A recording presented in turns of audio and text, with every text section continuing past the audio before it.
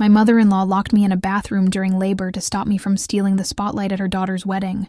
I woke up in the hospital later.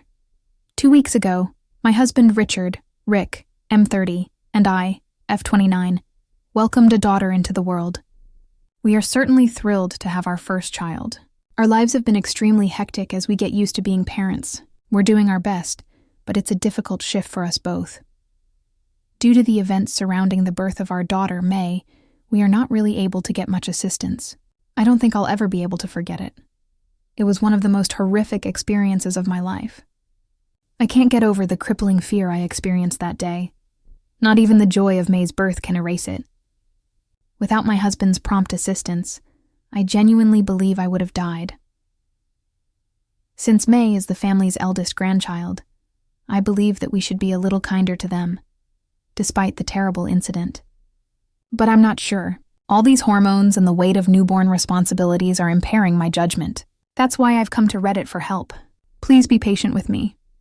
This story may be long and has many characters. Family dynamics: Rick has 2 sisters, Emma, 28, and Anna, 24. They are both younger than him. I get along well with both of them. We're not particularly close due to our busy work schedules and the fact that we don't see each other often, but we stay in touch. Emma doesn't even live in the same city, but we text and call when we can. Another key figure in this story is my mother-in-law, Rachel, F53. While I get along well with Emma and Anna, Rachel is a very different matter. We don't get along. I genuinely believe she has an issue with everyone, not just me. She is the biggest control freak you can imagine. She wants everything done her way. Since she raised her children alone after their father abandoned them, all 3 of them usually go along with her to keep the peace. But when anyone dares to want something different, her reaction ranges from pouting and passive aggression to full-blown meltdowns with tears and tantrums. I try to avoid her as much as I can. Rick knows this. He allows me to keep my distance and handle her however I see fit.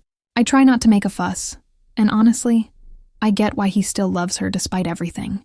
The good news is that she doesn't interfere in my life much, probably because she doesn't like me. That's fine by me.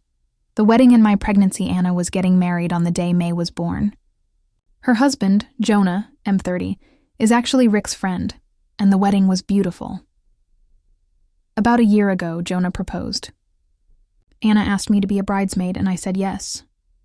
But when Rick and I found out I was pregnant, I had to ask her to choose someone else. The wedding was 6 months away, and I was 3 months pregnant. I knew I had to prioritize my health and well-being. I was nervous about how Anna would react. To my relief, she was thrilled for me. She even considered moving the wedding just in case I went into labor. Of course, that didn't happen, and probably shouldn't have even been on the table. But her support meant everything. Throughout my pregnancy, which was terrifying, both sisters helped when they could. I didn't want to burden them with my fears since they were busy preparing for the wedding. I do feel a little guilty for not being there for Anna on her big day, but she was kind, understanding, and always prioritized my well-being. The only person who wasn't thrilled about the pregnancy was Rachel. She seemed irritated that I could no longer serve as maid of honor. Even though Anna was fine with it, Rachel stayed cold and distant, and that's putting it nicely. I figured maybe she was just nervous about the wedding and I was hormonal. I convinced myself I was reading too much into it. I tried to ignore her. The day it all went wrong. 2 weeks ago, on the wedding day, I was very pregnant. My belly was huge, my feet were swollen, and I felt dizzy. But Anna wanted me there, and I wanted to support her. I had even asked her beforehand if she really wanted me to attend. I was worried that I'd take the attention away from the bride. Anna was actually hurt when I said that. She told me all she wanted was her family with her. She didn't care about attention. So I went. Despite my discomfort, I knew I had to be there for her. Rachel glared at me the entire time and barely spoke. I didn't have the energy to care. I just stayed away from her. Then everything spiraled out of control. Locked in a bathroom. During labor, just before the ceremony started, I started to feel off. I went upstairs to get some air and headed to the bathroom because I felt sweaty and strange. My water broke, like really broke. A flood, I panicked. I was crouched in pain. Rachel had followed me. I didn't even realize until she was in front of me. I asked her to call Rick. I handed her my phone. She helped me up, sat me down, and lost it. She said she wouldn't let me ruin Anna's day by going into labor. She refused to call Rick. I was stunned. I told her she was crazy, that I couldn't possibly wait an hour. I tried to grab my phone from her, but she left the bathroom, locked me inside, and took the phone. I was trapped, 9 months pregnant, in labor, no phone, no help. I screamed and banged on the door until I lost my voice. The bathroom was far from the main hall. No one could hear me. I genuinely thought I was going to die, and my baby with me. Eventually, I passed out from exhaustion. The hospital and fallout, I woke up hours later in the hospital. Rick was sobbing next to me. For a moment, I thought May hadn't made it. Then a nurse walked in carrying a baby girl. I burst into tears. Rick was crying from relief. He had found me unconscious in the bathroom and rushed me to the hospital. I told him everything Rachel had done, locking me in, refusing to call, stealing my phone. He was furious. He promised he'd press charges and told me she was dead to him. That moment lifted a massive weight off my shoulders. All 3 siblings loved their mother, but what she did was unforgivable.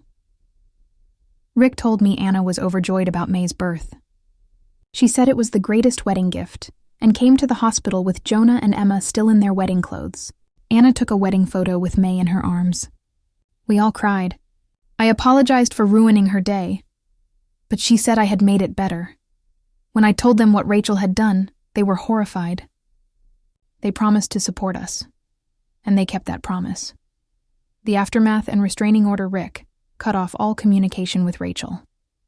So did Anna. Emma only speaks to her when absolutely necessary. We didn't file charges initially. I asked Rick not to. We had a newborn and no energy for court. That was until Rachel showed up at our house at 1 a.m. screaming that we couldn't keep May from her. Rick had to threaten to call the police. The next day, she texted us a rambling confession. She admitted she was jealous of May, that she thought the baby would steal attention, that she was used to being the center of her kids' lives and now felt discarded. She even admitted she had hoped Anna would be angry about the pregnancy and was upset when everyone was happy instead. It was disturbing. We blocked her. Anna and Emma were shocked. Emma flew in and arranged a full psychological and medical evaluation. Rachel was not diagnosed with any serious condition, only generalized anxiety. The doctor said she was responsible for her actions, so we filed for a restraining order. Final update: May is now almost 8 weeks old. She's the light of our lives. The family, minus Rachel, has grown closer. Anna and Emma are incredible aunts. Jonah is the sweetest uncle. Rick is the best father. Rachel is completely out of our lives. I used to feel sorry for her. Now I just want to protect my daughter. She locked me in a bathroom while I was in labor. She could have killed us. I'm done trying to understand her. Done justifying her. Done. And that's the end of this story. If you're into Reddit stories, you're gonna love what we've got coming up. Subscribe so you don't miss out.